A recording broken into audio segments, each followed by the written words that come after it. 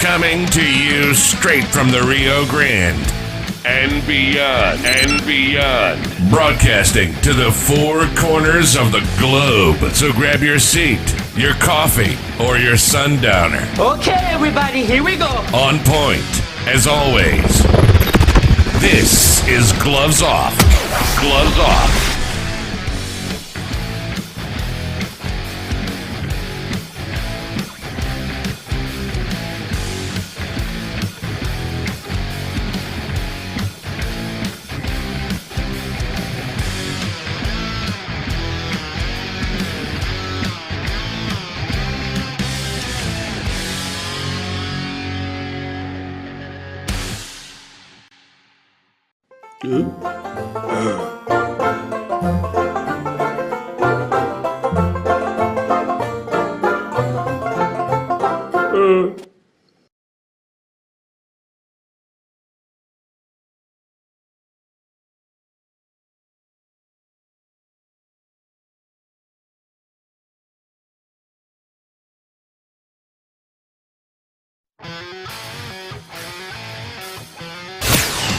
Gloves Off is always on point. On point.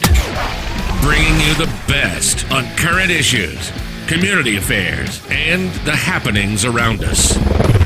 This segment of Gloves Off is brought to you by the best, so pay them a visit. Check them out. This is Gloves Off.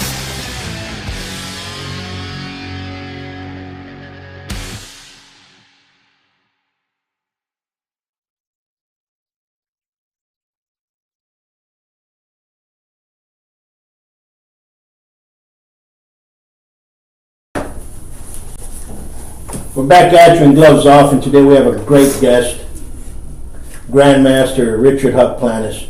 How are we doing today? I'm good, Paul. Glad to be here. I'm glad you're here. It's always fun. Yeah.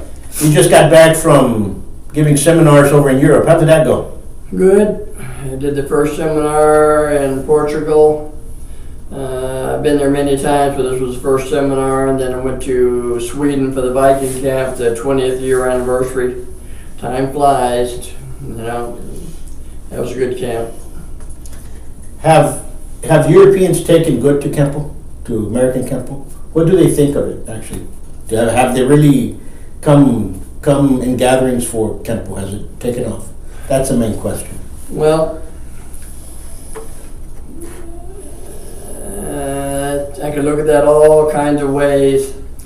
You know, there used to be one or two lines of Kenpo to go down. Now there is so many roads to go down, and everybody out there has a following or a group, you know. There's a saying, you know, we've said for a long time, you could be the worst martial artist in the world, teaching total garbage. You're going to have a following. The internet proves it. You look at some of these people on Facebook and YouTube and all this stuff and what they're doing, you say, how can anybody do that? But they do. They do. I mean, it's just people being people, you know. That's like, you know, Democrats, Republicans, or the religions in the world. Everybody believes in God, but everybody's doing it wrong but us, you know. Yeah, so you pick your road, you know, you learn what you learn, and you decide yourself, again, like self-defense, what road you want to go down, and don't worry about what other people are doing, you know. Yeah, that's basically what it's supposed to be. You worry about yourself and don't worry about what other people are doing.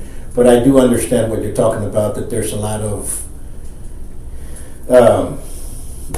martial arts out there that couldn't save you from a fly. And that being the case, and that me saying that, is that folks really need to research the schools that they're going under.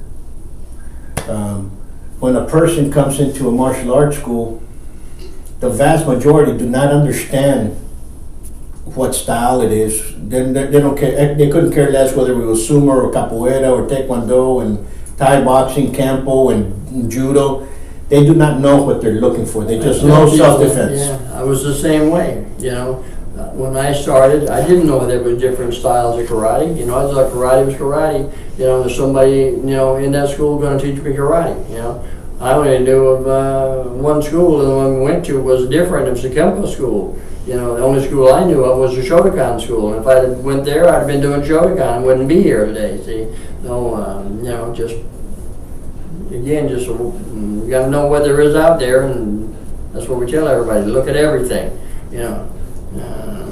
I blame this. You know, when I was growing up, you know, I was in first grade, got my rear end handed to me, and my father took me to my uncle to teach him how to fight. My uncle taught me how to fight. And I grew up that way, you know, learning how to fight.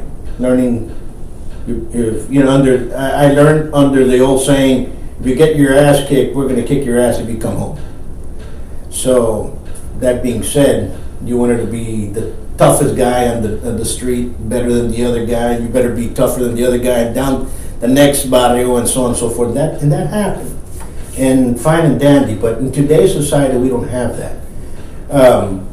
So, the way I grew up is a lot different than the majority of folks that are out there. Even though there's some tough kids out there in inner city streets and so on and so forth. But what I'm talking about is fathers are not bringing the child to martial arts school to learn how to fight. It's the moms that are bringing him because they need something to do. And that something to do already has instilled into the child the lack of importance that martial arts has. It's a hobby. It's a babysitting service. And I think that's where you start seeing the decline of the actual fighters per se. I guess if you know, the McDojos developed. Well, like they say, times change. I remember in grammar school, you know, we fought a lot. Yeah. And we fought with our friends, you know. Fought guys we didn't like, but you fought with your friends too. I mean, it's amazing. I do it just to see.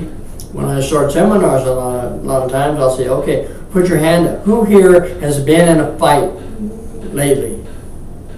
Nobody puts their hands up. How about last year? Nobody puts their hand up. In the last 2 or 3 years, last 5 years, nobody puts their hand up. People just don't fight anymore for some reason. I don't know why, you know, but in the old days you fought all the time, you know. Yeah, you're absolutely correct. And a lot of the schools now, the tradition as quote unquote coming down the lineage and learning the basics, learning the conditioning, learning the philosophy, the pedagogy behind that style or system has been eroded to how many tournaments can you make it a year? If you can make it to so many tournaments, someone to give you the belt because you've gone to so many tournaments. So the lack of curriculum has kind of gone down. So the skill is based more on, do you have the skill to go to the tournaments, to come out in the tournaments, to make my, you know, or do you have skill for you to be able to actually defend yourself in the future? That's the differences that come in. I was grateful that I met who I met, and I had the teacher that I had, Keith, and he introduced me to you. I mean, I was 17, 18 years old when I met you the first time, you know? And ever since then, we've always understood who the seniors were and who the family was and how Kenpo was built and all that lack, and, you know, hear your seniors and understand that respect. And it's always been that way. And you don't have that. You know, you have kids running around with their uniforms on in the mall, you know, dragging their belts alongside. I mean, we put on our belt in their school. We put on our gi in their school. We took it off and we left, you know. It wasn't that way. And things have changed. And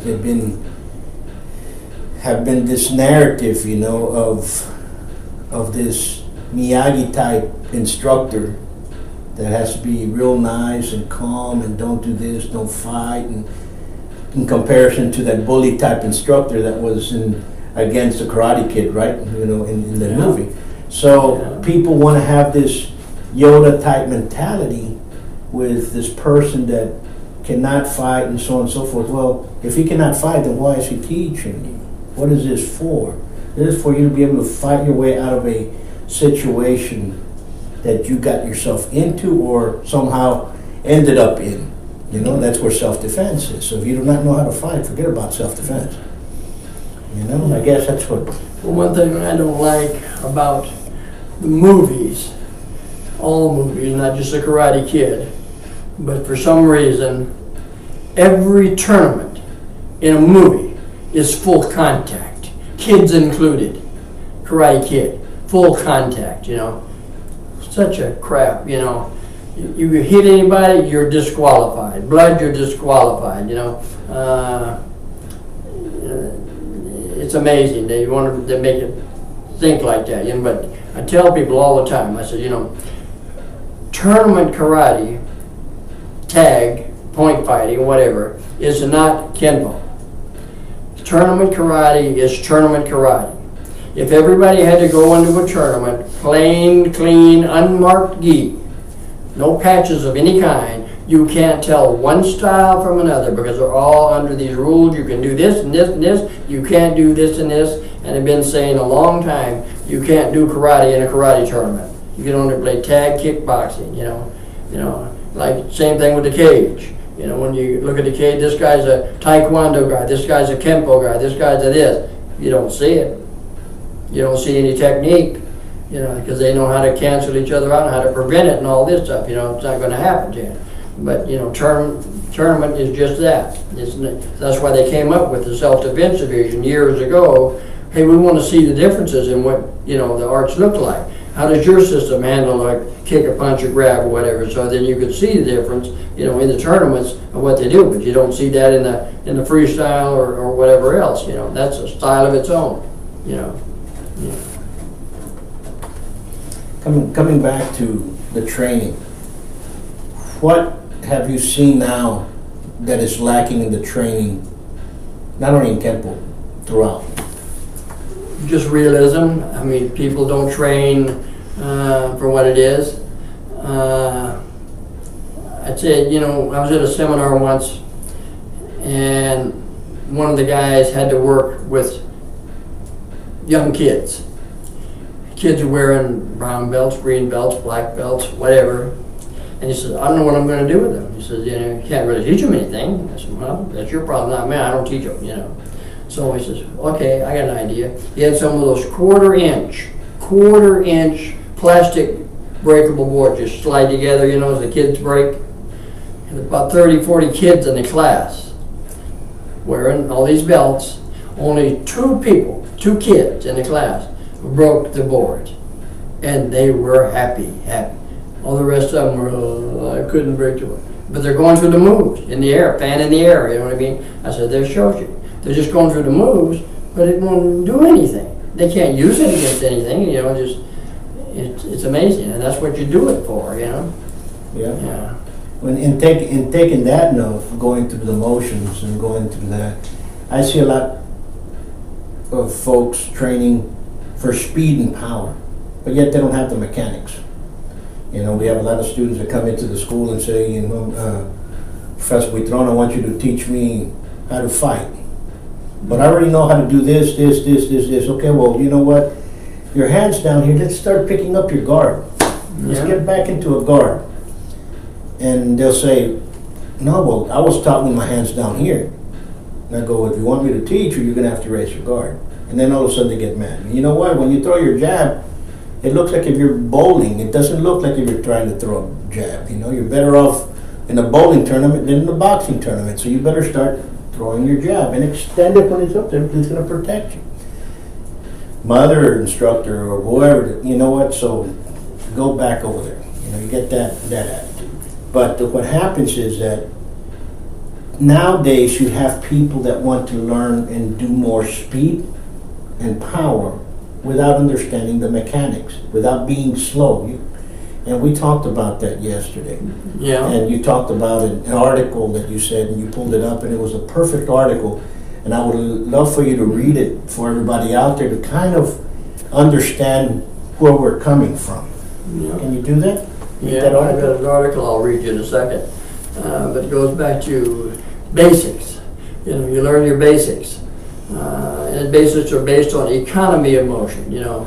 There's so many moves, extra moves, wind up, John Wayne, we call it, John Wayne starts here, winds up back in the south 40, and then comes in with a punch, and we have this saying that all reverse motion is double. If I go back 4 feet, I got to come back 4 feet. That's 8 feet of travel, double, before I go beyond that point. That's a big telegraph, So, when I say jabbing is all of our term. We say, remember, in Kenpo, if it's got a name, it's got a definition. You learn the name, then you learn the definition. But speed is a big problem in Kenpo, and again, I don't know why. Instructors out there are saying faster, faster, faster, instead of slower, slower, think about it, like quick draw. So you don't drop on a Colt 45 and go full blast, when you're learning, because you blow a hole in your leg or your foot. And the reason you do that is your timing's off. Timing and mechanics. You don't know how to do it, where the gun should be, when in every position to move, and that's what you learn from millions of times slow. And if you did that slow a million times, speed will come automatic. Let me find this thing on speed and read it to you. I took this out of a shooting magazine a long time ago, and I changed one word in it. Let me get here. That was from shoot to move.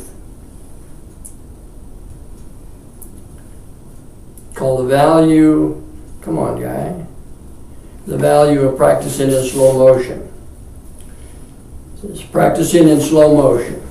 When you're moving fast, it's hard to catch flaws in your technique because the mistakes just get lost in a flurry of motion.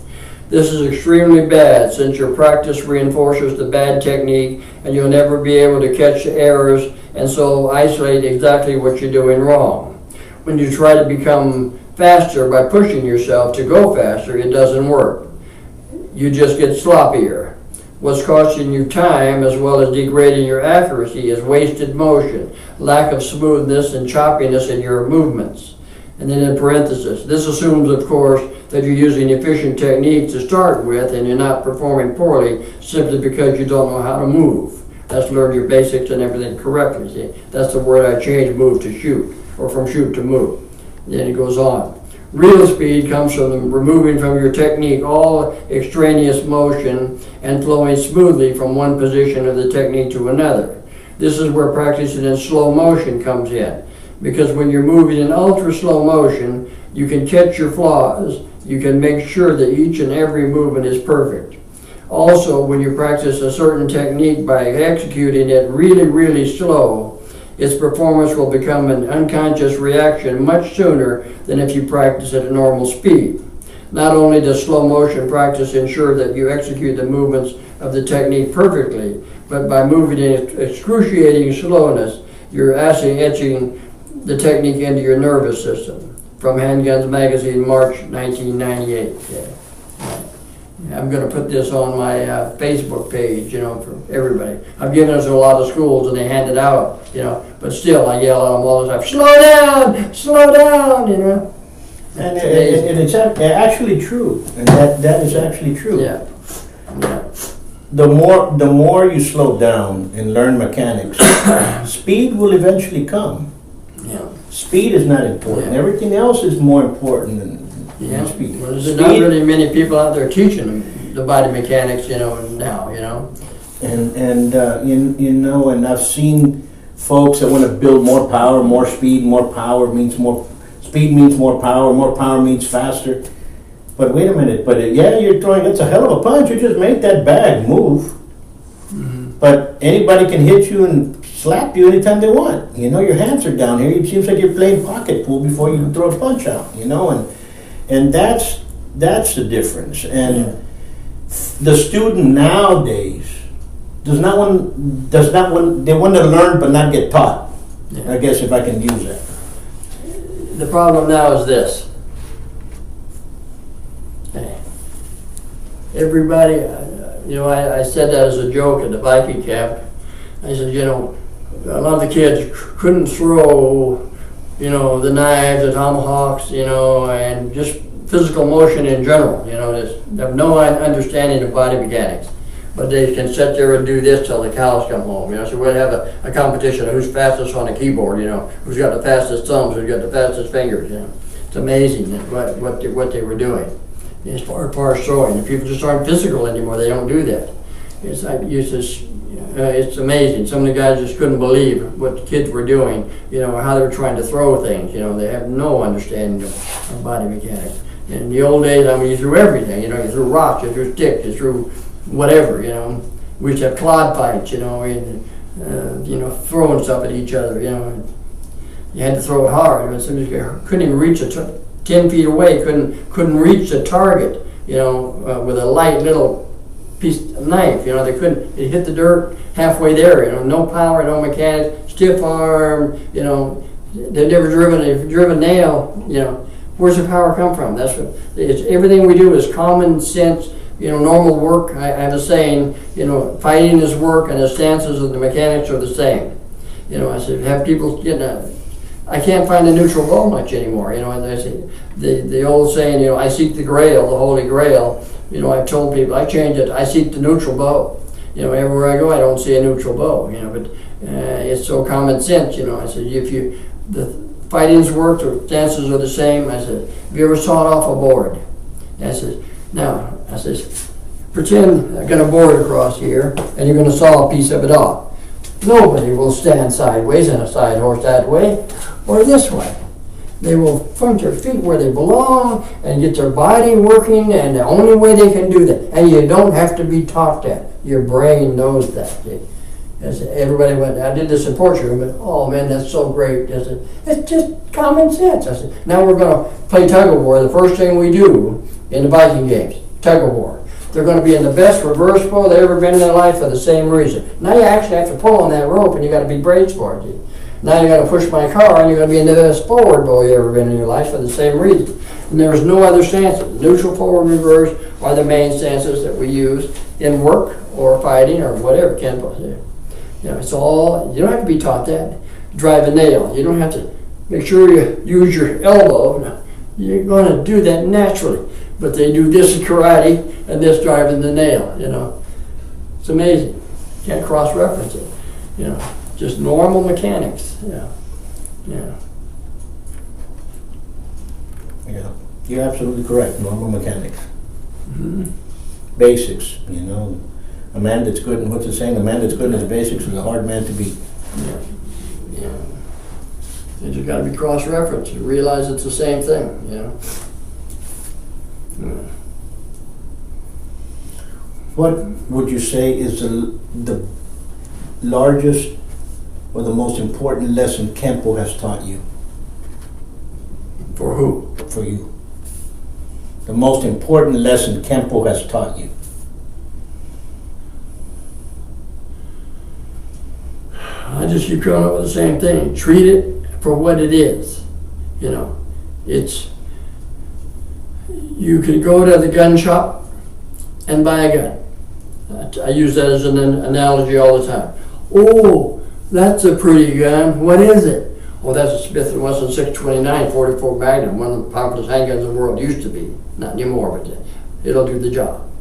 Oh wow, I like that. Pretty, You realize what it's for, So it's all got, elephant ivory rips on it, engraved, and nickel plated or silver, fancy. I said, now you bought the gun. That's the art. Okay. Now you take it home. You have a choice. I'm going to load it with blanks, or I'm going to load it with real bullets. Blanks are for the movie, so I go bang, I pretend I shoot you, but you don't really get shot, but you act like you do and drop. For the movie. Now time to use it for real. I got 240 grain, soft points in it. And now it's going to do the damage and do the job, but it's for real now, see. So that's the thing. When I go in a self-defense situation or hunting or whatever, I got to shoot real bullets. See? So, are you shooting blanks or are you shooting real bullets? See?